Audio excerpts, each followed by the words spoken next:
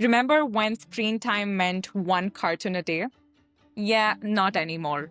We are surrounded by screens all around us, especially kids. When you go to restaurants, when you go outside for a walk, there's a tablet, there's a screen, there's an advertisement. It is endless. But not all screen time may be bad. And we're going to talk with somebody today who is trying to not just revolutionize the way kids are using education based apps around the world, but is also finding a way to democratize education. Meet Dr. Pauldy Otermans, the co-founder of the Otermans Institute, which is based out of UK, London. She is perhaps known best for creating ChatGPT for children even before ChatGPT became a thing for adults. We're going to talk to her about a lot of things today, about all the cool things she is up to in the space of education and technology. But here's the thing. She's also a neuroscientist and a psychologist. So she knows how our brains are being rewired, perhaps with the use of AI and technology. She's one of the leading women in tech out there. So welcome, Dr. Pauldy. We are eager to pick your brains on a lot of things today. Thank you so much, Deepa, for that lovely introduction. And thank you for having me today. I really look forward to our conversation and hope we can bring a lot of value together to our listeners. Yes. One of the things I've been really curious about asking you, and perhaps you've come across this question quite often already as a neuroscientist yourself, is AI turning our brains into mush? Is the power of critical thinking and, the ability to be cognitive in the future, in a tech-driven future, going to atrophy because we are becoming over-reliant on AI and tech? It is indeed a question that many people ask, and it's, part of a big debate, really. There's quite a few people that say, yes, we're all turning into robots. And there are quite a few, like myself, that are thinking on the other side. No, we are embracing this and we see the positives and the benefits it can bring, not to just ourselves, whether we are a parent, whether we're an educator, or whether we're just a member of society and we have sort of no role in either of these two areas. I do believe, and this is also backed up by research, also links to psychology and neuroscience, the skills of today are no longer the skills of tomorrow. Right? So with AI coming in, and whatever AI you may use, whether it is a tool to help you write, whether it's a tool to help you make visuals, whether it's one of our tools where you can actually learn either with our AI teachers or with TED AI for younger children, the skills you need to develop and enhance to be able to be successful now in the next, let's say, decade. Let's not talk beyond that because probably things have even evolved further on from there, are different than now. And a lot of the time, when you look at education, whether it's secondary school education, higher education, and this is globally, I'm not talking, yes, I am based in London, but I'm not talking from a UK perspective. It's often still very based in this rote memorization. Here is content, we'll discuss it. Here are some application activities where you can sort of see that in practice, but mainly you have to do similar problem solving scenarios or just, theory-related questions, frameworks, and recall. And I think that is a skill that is no longer needed. I believe when we're looking into this age of AI, I'm a very big fan of using AI as a tool in parallel with ourselves. So the AI is not making decisions, we are. The humans stay in control. However, we need to be able to work alongside with these tools and they can help us boost productivity, be more creative, thinking outside the box. There are lots of different benefits. But when it comes to skills, I think there are probably a few skills that are really important. One is metacognition. Again, rooted in psychology, also links a lot to, motivation. But in essence, metacognition is about almost like learning how to learn. And there is a lot of reflection in there or inbuilt. And when you look at what education sectors are providing, metacognition is either absent or only touched a little bit. Again, it's more about that content. We need to know all of this. We're very focused on that content. But I think moving forward, as AI is taking over or doing more of sort of routine tasks, we're working in parallel with the AI to get our desired output. We need to understand how it is that we're learning. Right? We need to reflect on what it is where we are. What will be our next steps? So learning how to learn will become really important skill and understanding your own skills and your own expertise. The other skill I think that is becoming increasingly important also for parents is adaptability. Many changes are happening on a daily basis. AI feels like this gigantic, almost like thing, that has arrived and that we now Yeah. all suddenly need to be able to deal with. And, people are very slow with change. We've seen this, with any big thing that's happened, it takes time. It's rooted in psychology again as well, and in neuroscience. It's we have habits. We do things a particular way, and if you ask why do you do that, people often don't know the answer because this is just how things have set up. So this is how we have been wired to do a thing in a particular way, and then if something new comes around, we're very uncomfortable with uncertainty, with changes, and particularly if this change, in this case AI, can really make a big difference in terms of what we do and how we do it. So if I think about how that can help with learning, I believe game-based learning really works well when it comes to adaptability. Because what you can do, whether you're a parent or maybe an educator, games usually have rules. Right? There are particular things you need to follow to be able to play the game or win the game. That's often the objective. But what if you change the rules halfway through? You need to adapt as a player to those rules. And what we've seen, and there is research out there on that as well, is that it takes kids a bit of time to figure out these new rules. And they're a bit annoyed, of course, at the beginning because they finally got it. They're on their way of winning this and then we're changing it. But again, that is adaptability. And you can also, extrapolate it to AI. And one other final skill I want to touch upon for this question is critical thinking. Key, so key. It's about everything. And we all have been taught that when you look at a source, when you look at something that's online, you need to critique that. You need to think, is this really true? Is this a good media article? Or is this a good academic paper? If you're thinking about higher education. People say, oh no, that's the media. You need to be really cautious about what they say. And that's true. And that's sort of ingrained in all of us, right? When we're growing up, these are some websites you need to have caution.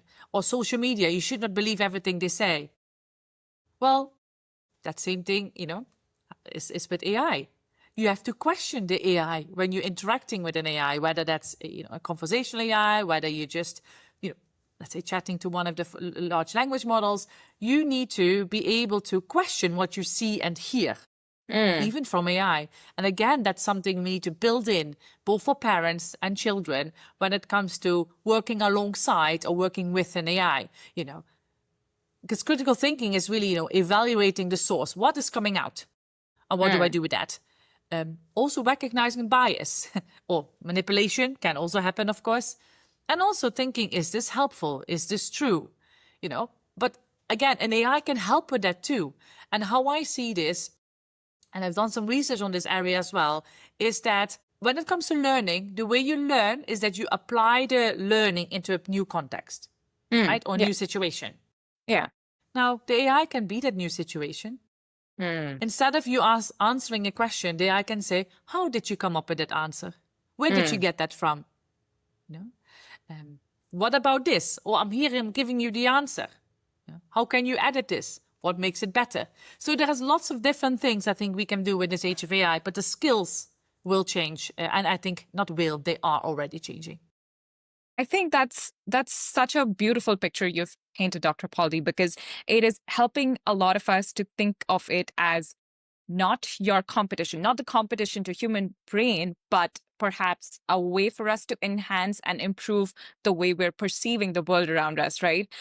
It reminds me of a couple of things that, that research is suggesting already about AI. Sam Altman himself did an interview recently where he said his opening statement, I believe, was that I am surprised that people using or interacting with ChatGPT think they can trust ChatGPT. That was his opening statement. It's just, I think the world or human population's reaction to new things where when they feel like they are getting everything they need from like an application or a robot, they start to trust it more, right? So it's a good reminder that the critical thinking actually relies on us and our ability to adapt to that technology.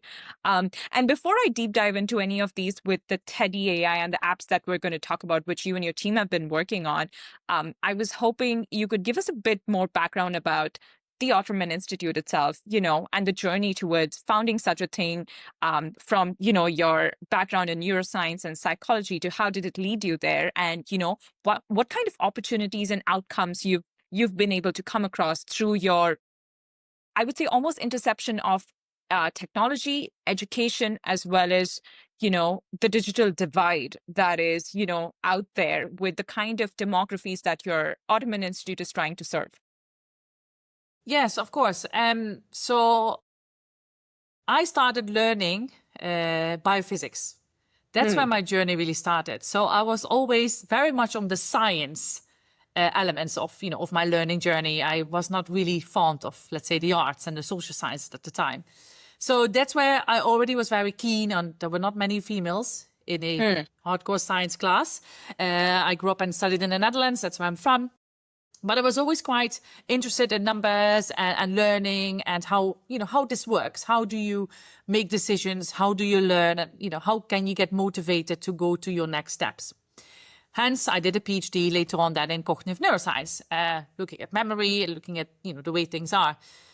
And I met my co-founder, Dave, whilst we were both at the same university. I was president, he was vice president of our student body, representing the student, staff and community in the area, which is probably around 17 to 20,000 people. And very keen we were on improving their experience from an educational point of view. I've always been part of education. I've done tutoring, statistics, lots of different things to help other people excel. And that was often in a one-to-one tutoring format. Whether it was in my role working in the department at universities or, personally working with individuals. And that's where, I already faced those bottlenecks of how can I have 50 people that want one-to-one tutoring. Well, that is only 24 hours in a day. It's not going to be able to manage. So obviously spreading and asking other people to help out and, holding more workshop style things. But that's not really, helping everyone. Because in a workshop, that some people raise their hand and say, excuse me, I have a question. And you answer that question. But a lot of them, are very shy, may not even really look around or have a particular learning need that really, sort of is a barrier for them to join group discussions. So we were already supporting at the time these thousands of learners, of students and staff in our own, let's say, bubble, in our own area. And then we traveled with quite a few people. And what we found out, this was particularly in Southeast Asia, but to be honest, it is a very global problem. What I mentioned at the beginning is that a lot of the education systems are very archaic. That rote memorization, recall, this is the content, this is the exam, you learn this content, and the exam going to ask you everything about that content. But we know this is not what the real world looks like. So you see in many countries, if you look at their unemployment rates, they're very high, particularly in the young populations. They have maybe even high school, college, not even a fancy, master's degree somewhere, and they're not able to get employed. Why? So when we did the research, we found out, and this was across, 1,500 kilometers or 3,000 kilometers, so quite a big area we actually surfaced in terms of finding out what was going on. We saw that actually there is a lack of teaching people employability and transferable skills. So that was the first gap we identified. So we set up Otermans Institute. At the time, there was no AI yet. This was quite a long time ago.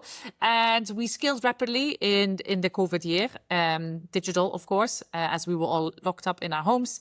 And we did one-to-one or one-to-many online training on transferable and employability skills, researched, designed a global employability curriculum that has taught learners in now 17 countries, but so it's a model that works everywhere, irrespective of where the learner comes from.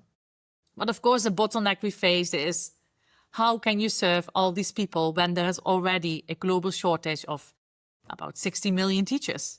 So of course we face the same thing. We couldn't get enough trainers, we call them trainers, to help us and upskill a generation of learners to be able for them to, believe in themselves and get to the point of where they really want to be. Because most of them had an idea of where they want to be. They just were not able to take that step from rote memorization to putting stuff in practice and presenting themselves. That's when we had a conversation, Dave and I, and we said, okay, what is as close to human intelligence? And we said, well, artificial intelligence, let's give this a go. And of course, AI has been around for decades, the field of AI and the field of machine learning. So we tried this. And in January 2021, we launched the world's first digital human teacher powered by AI. Her name was Beatrice. And that's how OIAI, as part of Otermans Institute, really grew. And so it was born and from there grew. So OIAI stands for Ottoman Institute's AI. Yeah, exactly. Yeah. Essentially, okay. Yeah, and yeah, that's sort of everything came from in terms of finding that niche.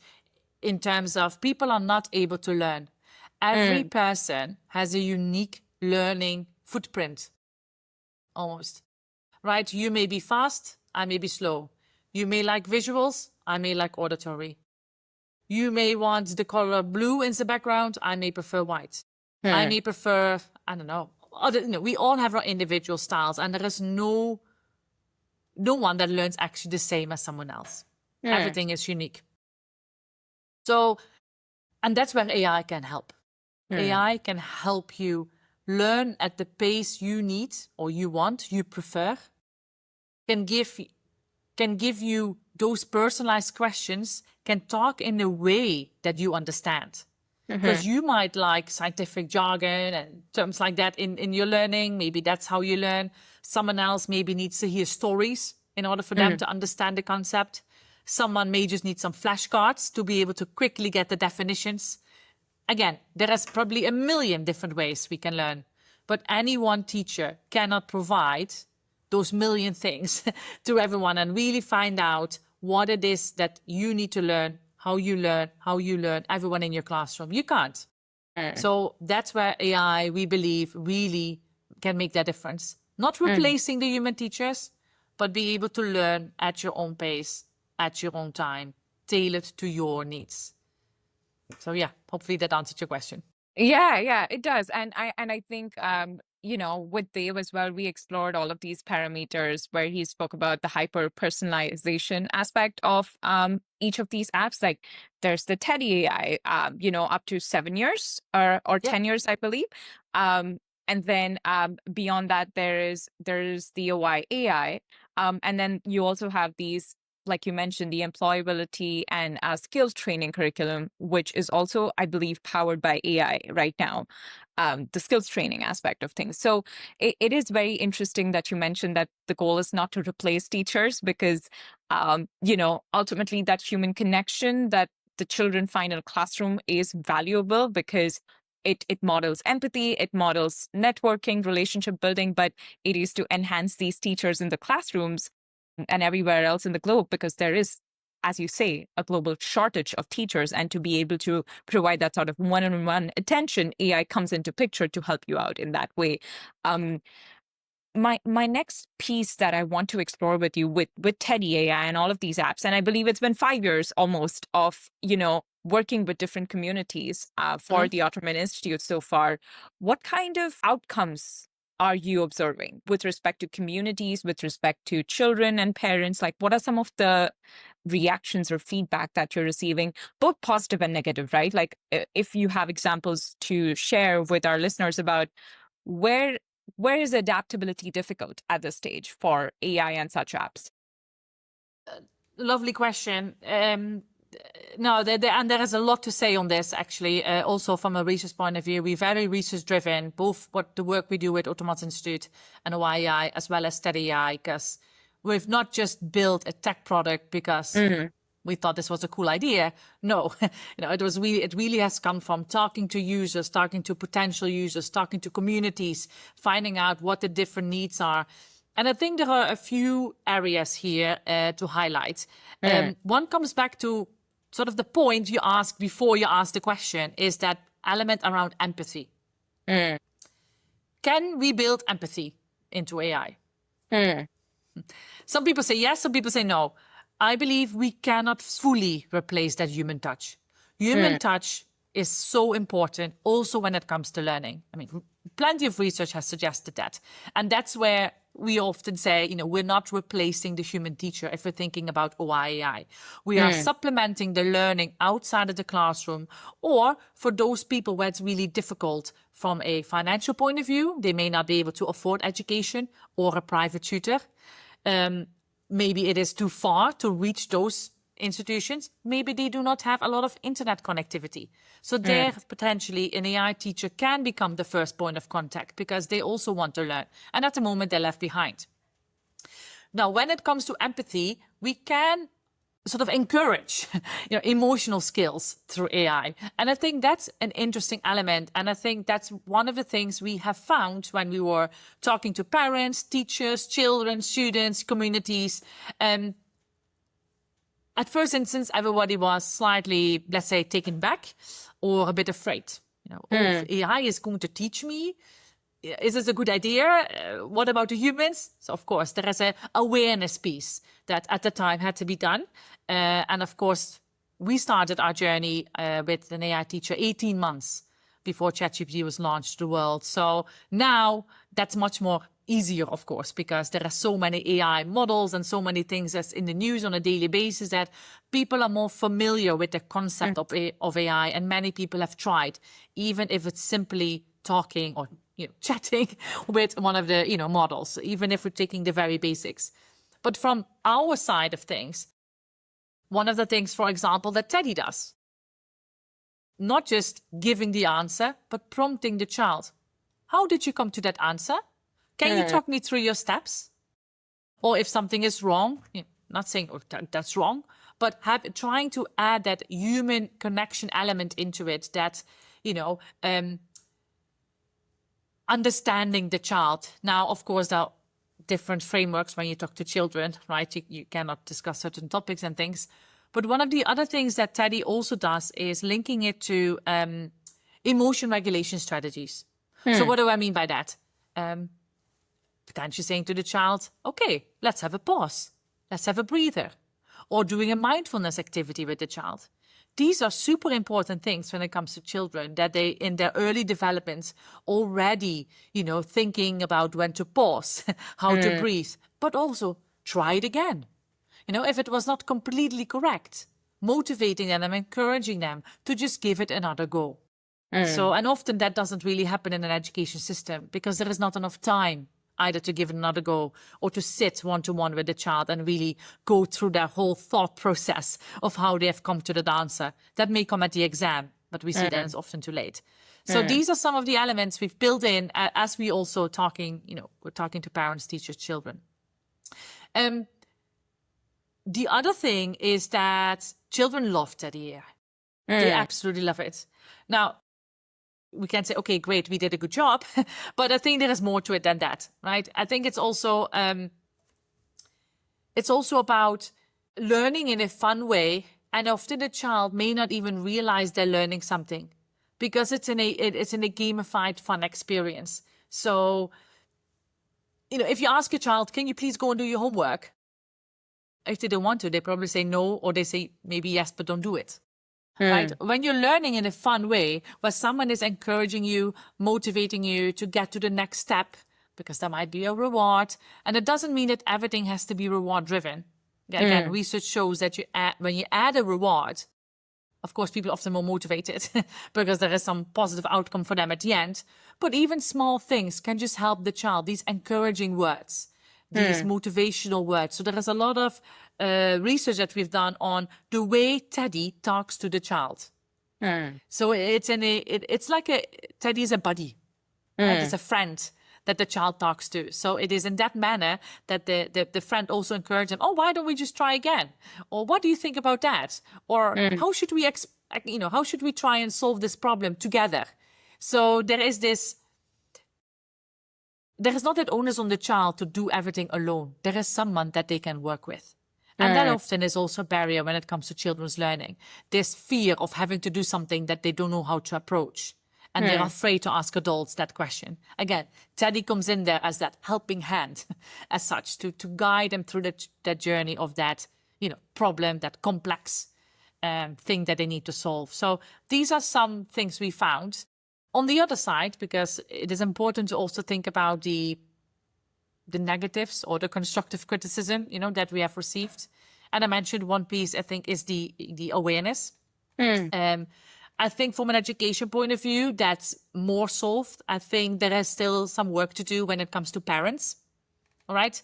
How can AI support parenting? And as you mentioned at the beginning, we are living in this tech, digital driven world and screens are everywhere. So what can we do as parents to also be part of that journey with our children and not sort of be bystanders and looking at it from an outside point of view? Well, I myself, I'm not a parent, but I have many friends that have either recently become parents or have young children. And that's exactly as you said. We enter, we go for a walk, we have maybe some lunch or a cup of coffee. And in order to keep the child busy, because when we're walking, they can run around and play in the park, all good. When we sit down, they also need to sit down. And of course, that's where usually that tablet or that phone comes out of the bag, given to the child, keep them busy. My friends often look a bit guilty. I ask them, what's going on? And they said, well, I'd always have to give them that screen, in order to just, keep them quiet so we can talk. And I can totally understand where they're coming from. But even there, right, can that screen time become more meaningful so the child is actually learning something and not just pressing on randomly on things or looking at something that's, really brainless. So, however, the thing that a lot of parents came up with is that it needs to be safe. What about my child data?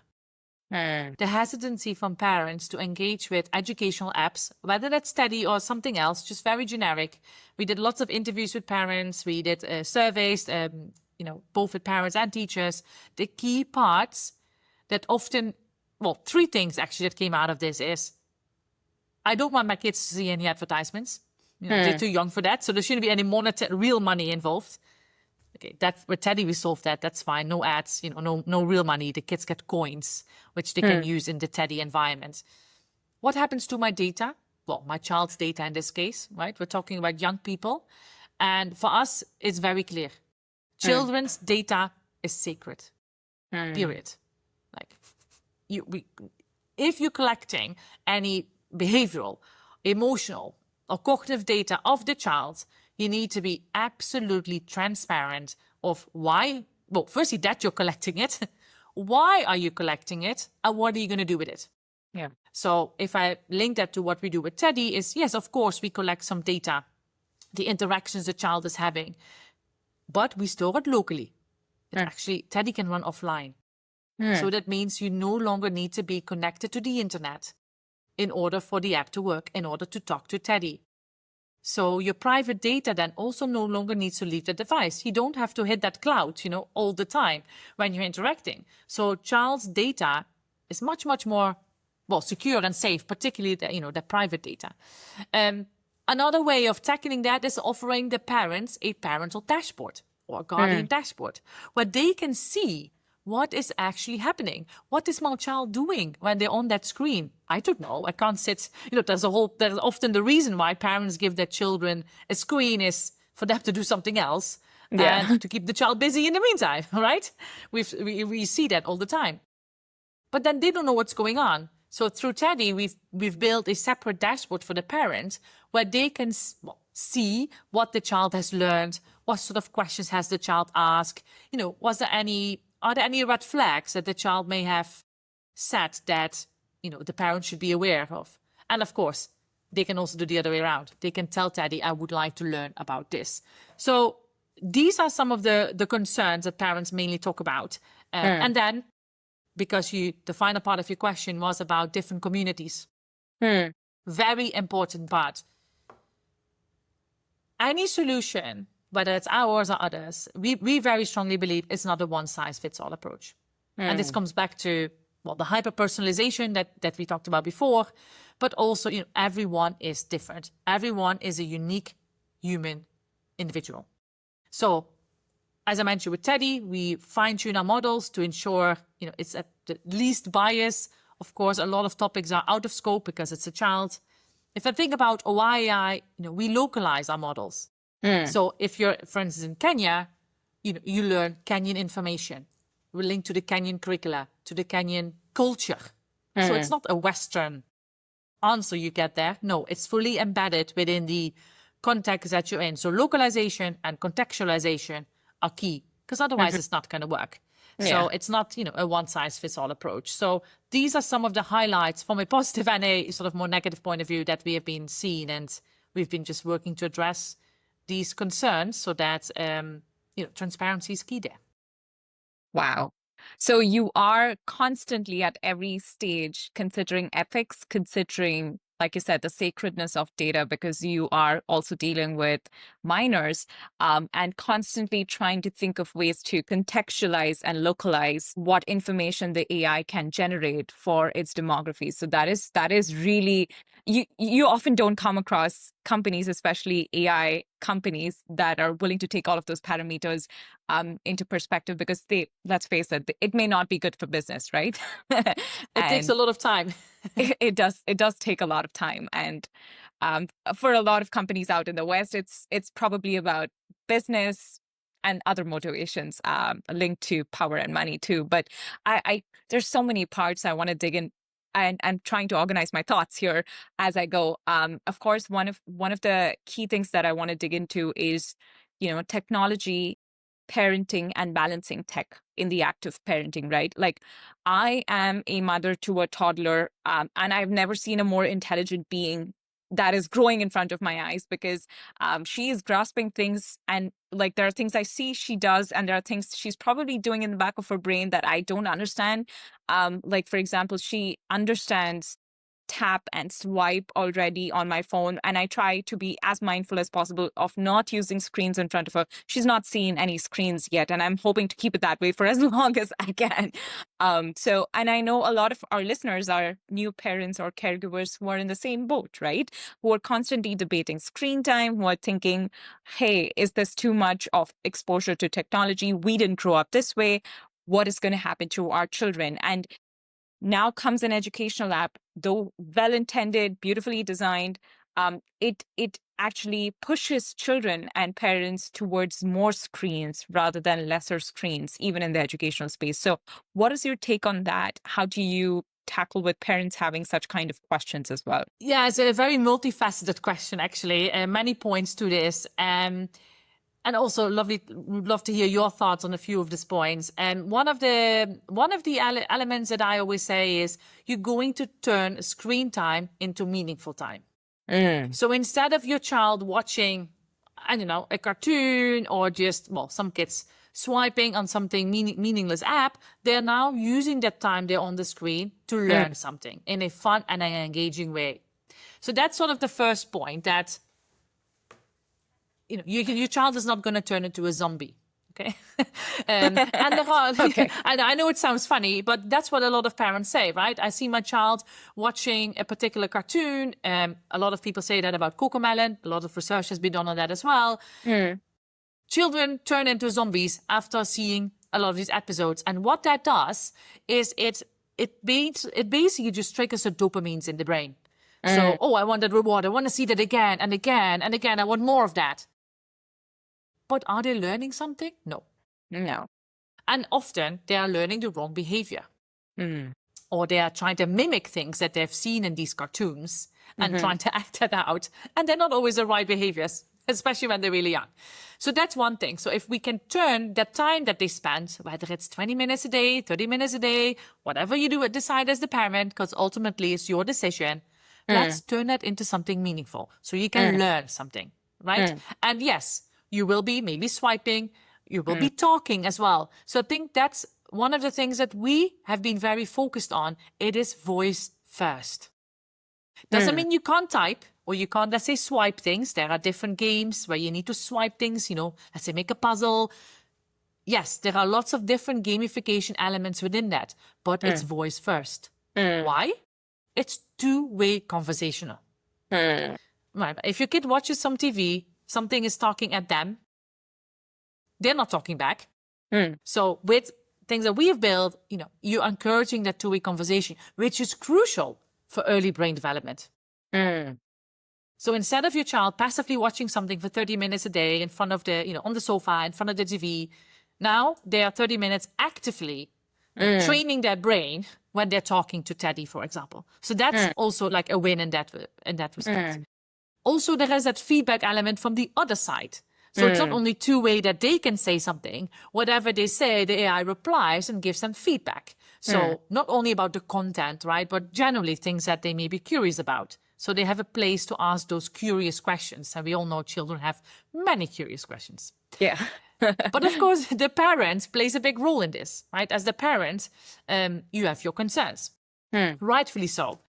But I think a few things, I think, is always, checking obviously app privacy, screen time quality, how are they emotionally engaging with that? And these are just some digital hygiene basics as such. And you don't need to be a tech expert in order to do that. And again, one of the things to do with Teddy is that at one point, Teddy will say, well, you have learned enough for today. Go out and play. So again, cutting that screen time to a particular set, finite number of minutes. And again, as the parent, I would say, don't fear, but be curious. What is your child learning? Teddy reports back to you and says, maybe today your child learned, 4 new words: table, cloth, spoon, and apple. Well, you may be able to use those words when you talk to your child. Oh, can you get the spoon? You learn about that today. So again, you also most likely, and this is something we haven't tested yet, the parent-child connection can become stronger because both, although the child doesn't know, the parent knows, but both know what has happened during that screen time. And you can build on that further for when you're interacting with your child. And the final point, I think, is, which links to your point, let's have an open and a growth mindset. Tech evolves so quickly. Even people in the tech world can't keep up with how quickly the tech is growing. So you wouldn't expect it as a parent who is maybe not technical at all for you to be able to keep up. No. But what are your expectations as a parent? What do you expect from this technology? Because you can't keep up all the time. But you probably need to think about yourself. What do you expect from this? And what is it that you needed to do? That's true. That's a good question for me to take away and think about as well, right? And I keep thinking about this toolkit, almost a digital toolkit that I'm hoping to build for parents out there, which leads to my next question. Or perhaps we can jump into that in a bit. One thing I wanted to also focus on is you spoke about the child, you spoke about the parent, we spoke about the community at large. What about the educators, the teachers, the teaching community itself, right? Let's talk about that for a bit and the impact such kind of an AI app might have on the education system as a whole. Would it replace schools in the long run, or would it just change the way schools work? Very loaded question for a lot of people. I love it. No, it's a very fair question. And it comes back to what you said or what we discussed before, is that when we're talking about OII, we are not here to replace the human teacher. And at the beginning, when we started talking to people about it, it was like, no, you are going to take my job. I do not want to talk to you. So particularly, educators. And of course, again, lots of more AIs coming out. People are trying it out themselves. And, we have seen lots of differences there. So that, luckily, that element of you're here to replace me has dropped off a bit. Although, again, we did a lot of awareness piece around that in order for people to not see us immediately as an enemy, but see us as a friend, working alongside. So I do think the classroom is going to change, or the school or the university setting. I'll come to that in a bit. One way in AI, or multiple ways AI can help educators is become more efficient and save a lot of time. Lots of data has shown that teachers are burnt out. Teachers are overloaded, teachers are overworked, and this became very much apparent during the COVID-19 pandemic. And that, of course, things had to change, but a lot of it came out, and actually many, hundreds and thousands of teachers left the profession at the time because it was all too overwhelming. Hence, that number was only growing in terms of the shortage. Yeah. Now, how can an AI help the teacher? Let's say the current classroom setting, You wake up, you go to the university, the school setting, you learn there, you go home, and you probably have to do some independent work or homework, right? And the next day you go back. AI can help teachers offer lesson plans, create activities. How quickly can you, let's say you're an educator and you have your class 6 students tomorrow to teach on biology. How quickly can you create a quiz that has 20 multiple choice questions based on the content you taught them yesterday? Oh, it'll take you some time to come up with good questions and good answers. Well, good options, because it can't be too obvious that it's A, right? It takes a lot of time. And even well-experienced teachers, it still takes time. Because again, you need to update your information regularly. So AI can help with this, help create flashcards, quizzes, other activities, lesson plans, activities you can, take with you to the classroom. So that's, I think, one thing where AI can really help educators, speeding up those things. Because a lot of time is spent on that. And that means they cannot spend that time sitting one-to-one with the students and give them that support. Another element is, marking our assessments, the part of the educator's job that is usually not liked a lot. I totally agree with that. I've marked a lot in my life. It's not fun. It's a very time-consuming task, and you're always happy when it's done. And this is particularly, of course, when you have larger cohorts, hundreds of students. You just be marking for weeks. Again, AI can help with that. Again, speeding up that time. It can also help you understand your students better. So if you're, for instance, if I take OII as an example, as the educator, you can upload your syllabus, your topic list. You can even upload it your slides if you want to, depending on where you are. AI creates a lesson plan for you, the entire context it would teach the children or the students. And again, quizzes, activities, flashcards, anything you want, you can decide. And you can also say the level of the student, because that's really important, right? If you're teaching a class 6 or class 8 or university, the topic is maybe the same, though the way you talk about it is different. So anything you need, stories, etc., the AI can help with that. Now, if the AI was also to teach it, which is the case in our case with OII, the children are interacting with the AI outside of the classroom, right? Maybe that was the homework piece. Now, you collect the homework normally in the class, or they have to submit it online nowadays, right? Through Google Classroom or something. But then you still need to go over all of that. AI can help you. We saw that from the X number of students in your classroom, these were the top 5 questions they asked to the AI. These were the concepts they already understood. So no need to spend any more time on that, done and dusted as such. But these were things they're really struggling. And actually, maybe these 3 children really struggled. So maybe you need to really sit with them one-to-one or give them some more extra support. So again, AI is able to, get all that data, which you're now not able to get as a teacher. Well, you can, but there is not enough time to collect all that data, and also analyze it for you and gives you sort of a quick overview of what's happening, which again, you don't have time for yourself to analyze all that data. So I think there are many ways, whether it's our tool or other AI, can help teachers with their sort of day-to-day classroom management, activities they want to do. And then the long term, we should not forget about that. All this data can give you trends, right? Can give you analytics. And again, you don't need to be a data scientist or understand statistics or numbers. Many people hate numbers and don't want to work with it.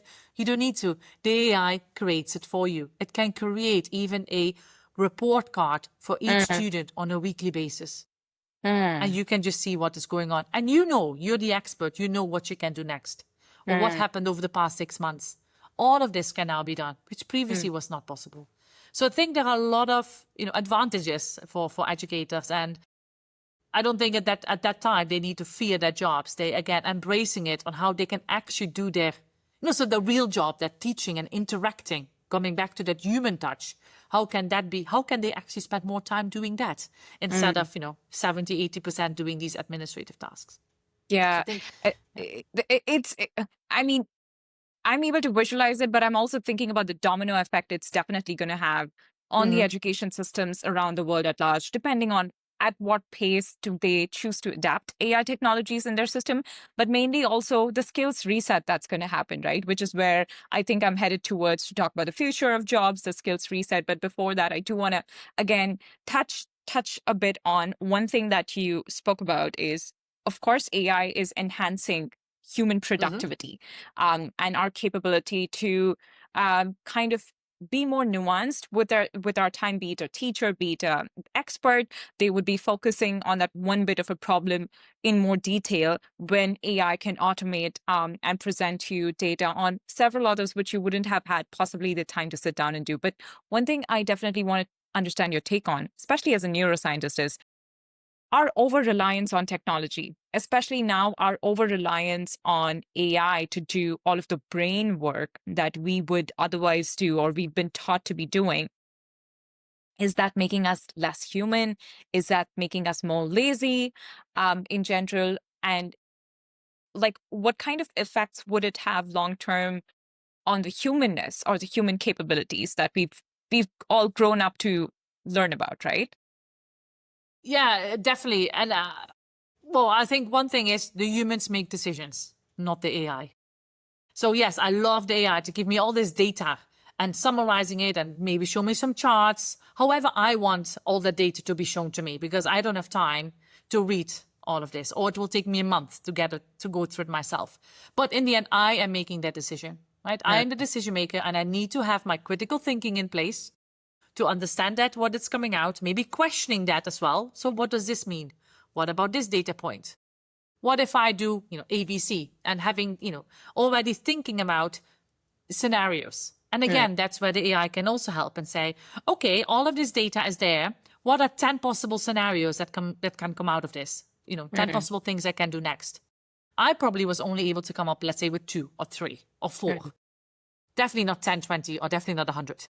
So again, it's working alongside that AI. And I think that would not make us lazy at all, actually. I think it's rather the opposite. But if you use it correctly. And I think, that's where these skill sets that you spoke about before are so crucially important. And that's when it's important that they are being taught and enhanced from a young age, because the more we do something, the better we become at it. Usually the better we become at it. Practice makes perfect, as they say. But even from the brain's point of view, right? If you from an early childhood development point of view look, and you start learning something, and then sort of that element sort of keeps coming back as you grow up and you learn more things, that becomes sort of part of you. It's almost like a habit. Things that, you wake up in the morning and you brush your teeth. Well, why? Well, you learned that when you were younger, that was really important to brush your teeth when you wake up and before you go to bed. But I see the same with AI tools and the digital world in general. I think it comes down to the skill sets that we have to adapt to when we're using technology, and we can't escape this. Technology, AI, both are here to stay. They're not going away. So I believe the best is to embrace it, but from a young age already. Yes, we need to be mindful of that screen time. But how much time do you spend on the screen as an adult? I think I spend probably 10 hours a day. Is that healthy? I'm not sure. Of course, that is a conversation potentially for another time. But if we're thinking about the future and where the future is, technology and screen time is part of our life. That doesn't mean the child should spend 10 hours a day on a screen. No, not at all, because there's lots of other things children need to do, right? Movements and running around, and they need to also play and learn different things.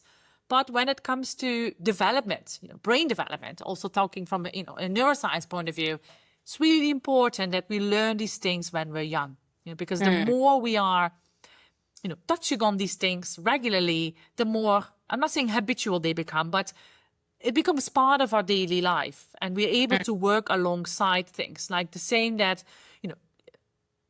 you know how to brush your teeth in the morning and in the evening. You do these things because you know that it's important to do. But if you wake up in the morning, you're not going to think, oh yeah, it's really important to brush my teeth. Let me go and do that. No, you know that is important, and it's now become like that. And I feel like the same is with AI or with AI tools. When you're working, and when you have all this data that we talked about before, the AI can give you a lot of, first, it can analyze all the data for you, and you don't have time to do that, or you don't have the skill set to do that, right? Now, so it can give you that picture, but I would say take it 2 steps further. It can also give you 100 scenarios how you can now use that data. And I probably could come up with 2, 5, maybe 10 if I spend the whole day brainstorming about it. Again, AI can also help me with that. And also, the AI can give me scenarios, can think about the next step, the strategic vision. So it's also using the data not just for the here and now, but also I can tell it, now be my board. And these are my 10 scenarios. How would you react? So I can already, preempt certain questions people may also have. And if from a young age I've been, tuned to interact with these tools for the betterment of what I need to achieve or what I want to become, I think that's crucial because critical thinking is really important. You still make the decision. The AI is not making the decision. You are as the human. How do you make that decision? By critical thinking, by critiquing what comes out, but also by using two other important skills. Problem solving, which links to adaptability a little bit as well, understanding change and what you do about that. But also, the other skill set is creativity. You can come up with many more things because you can already bounce back, brainstorm, and see what could be possible. So all these things are going to change. And then linking that back to the education piece, I believe the classroom is truly going to change. Right? I don't think, we're having someone standing in a room talking to you for 2 hours, maybe doing some activities, and then you go back home. No, I think based on the speed with which technology is, evolving, although our pace of picking it up is not the same, which is something that, of course, we all as a society need to work on, I think. But I think the classroom of the future, and by future, I don't mean 50 years from now, right? I think in the next decade or so, I think they will become more like labs and studios and workshops. So it will be less about memorization, because knowledge is out there, content is there, but more about problem solving, critical thinking, working in a team, also metacognition, self-directing. Where are we going with this? And I think, again, AI will help with the personalization, the acquiring of the knowledge, and accelerating the journey for everyone in their personalized, tailored way based on their needs, learning styles, and preferences. So we can go over that content anytime, anywhere, even offline. Our AI teachers work offline as well. But when we then go to the educational environment, we are working with others to, solve the real world problems, put things into perspective, getting our hands dirty, so I would say, and not just debating a particular, let's say, a theory or understanding where that came from. No, we did that before with AI. So a true, almost flipped classroom model where the learning that physically takes place is all about those practicalities. Whilst when we're outside of the setting, we learn about the content, the context in which it operates, and we can ask all our curious questions, no matter how old we are and where we are. I think I really love that you emphasize on the fact that we need to adopt early, especially with children, because it's like any other skill that you're learning. Like you're probably learning how to use a bicycle, you're learning how to safely operate a stove. And I think that is a very brilliantly summarized, answer to the question that I was seeking. Like what kind of things should parents have in their digital toolkit? And this is a must that, adopting early on and learning how to adopt it safely for your child and teaching them these crucial things will help them analyze and therefore be better in a technology or a tech-driven world where they're able to think for themselves, know what is real, know what is virtual, and still be rooted, therefore, in the reality of things going on, right? I know we've spent like over an hour talking, Dr. Pauldy, but just if I could have a few moments extra to just understand what the future of jobs would look like, because we spoke about skills. We need critical thinking, we need creativity, all of those human skills still need to be mastered in order to be able to make those decisions. But the jobs are going to look very different from right now. You spoke a bit about how schools will turn into labs and, studios, but what are the jobs that are going to exist if there are going to be no teaching assistants or tutors or even administrative assistants? What are they going to do in the future? Yeah, it's a big question mark. I do not know the answer to that. I don't have, I can't look into the future. I still think there will be educators, right, supporting the learning into the classroom, but more of a supporting role. They can still be experts in their fields as they should be, because we are applying that that learning, the content that we've gathered into scenarios and working with others. So I think a lot of jobs titles as such and the roles will still exist, but how we execute them will be different. So you're no longer standing and talking to people and maybe walking around a little bit. No, that talking has been done before. We have learned with AI about the concepts. Other jobs will disappear. I mean, let's be honest, I think they do.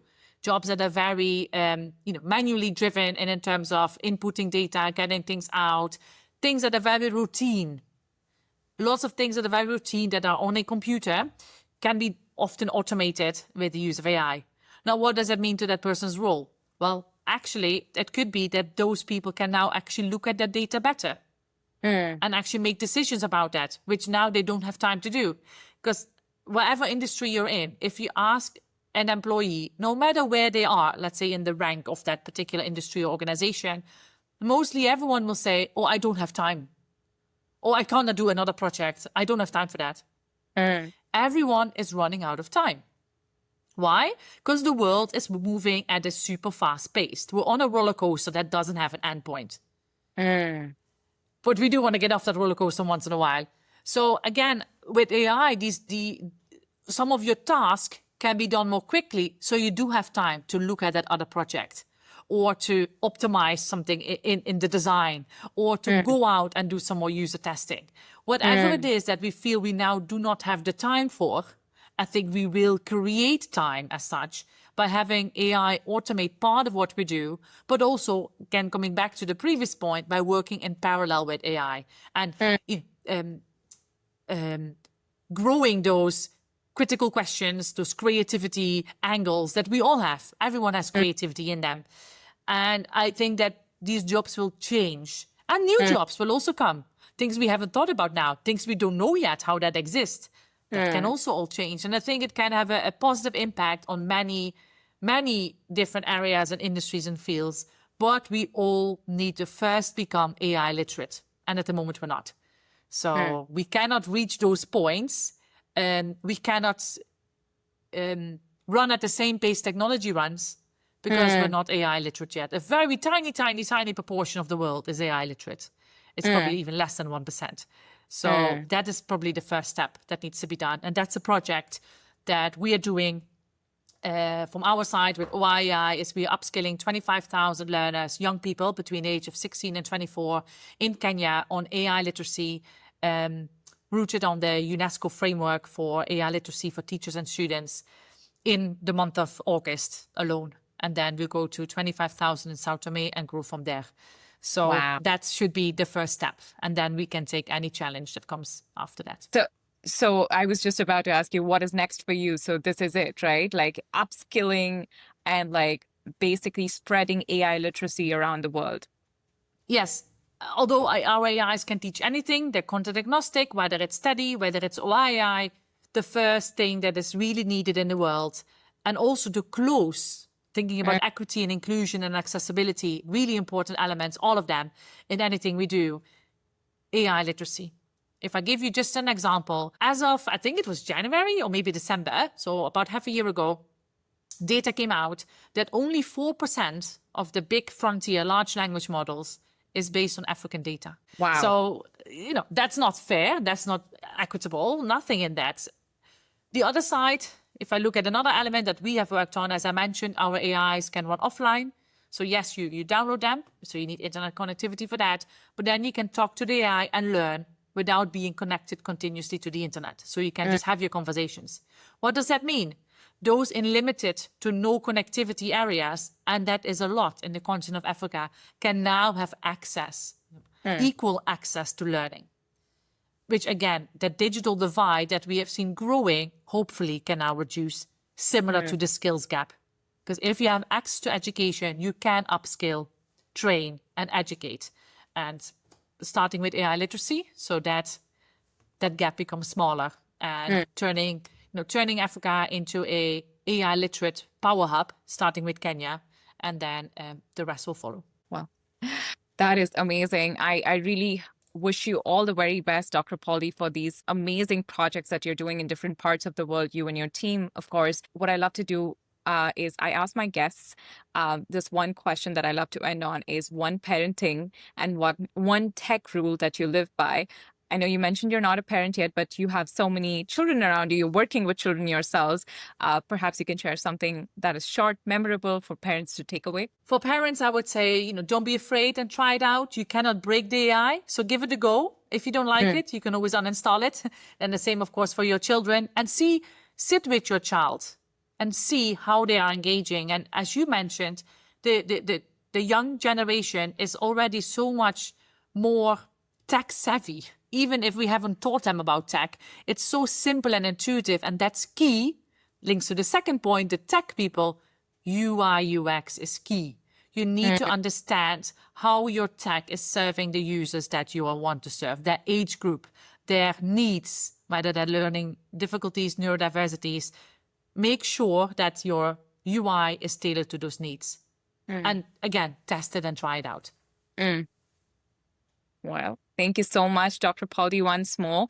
If our listeners want to find you, where can they find you and your work? They can find us on for Teddy, teddyi.com. I can also share the Instagrams and TikTok accounts underneath the episode. For OI, it's oi.edu.co.uk, or just search Otermans Institute or Google, and you'll find one of our links and get in touch with them, or LinkedIn, of course. So there is a plethora of ways to get in touch. That is amazing. I'm going to make sure that I leave all these links in the biography as well as on all social media channels. Definitely check them out. Check out their Teddy AI app as well. If you or your child is interested, definitely give it a go. There's a lot to learn from there. I have personally tried out some of those games in there, so it's been pretty interesting for me to explore, even though my child is still young. This was a really hearty and a wholesome conversation. And I hope our listeners, especially parents, take away all the positive and the good news that you have in the space of AI. Thank you once again, Dr. Pauldy. This was lovely. Thank you very much for having me. And I look forward to potential future conversations because, as we said, this space is only growing and it's not going away. Thank you. Thank you.